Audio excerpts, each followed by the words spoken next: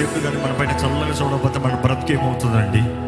అడుగుదామా ప్రభా, మా జీవితాన్ని ఒక్కసారి చూడయ్యా, నీ ప్రేమతో నన్ను చూడు ప్రభా, నీ కనికరాన్ని నాకు అనుగ్రహించు ప్రభా, చల్లగా చూడు ప్రభా. నువ్వు కోపంతో చూస్తున్నా బ్రతికేమవుతుందో? నన్ను కట్టయ్యా, పైకి వెళ్ళిన పాత్రగా ఉన్నా, ఎన్నో పగుళ్ళు ఉన్నాయి నాలో, ఎన్నో పగుళ్ళు ఉన్నాయి ప్రభా. మనుషులు గాయపరిచిన గాయాలు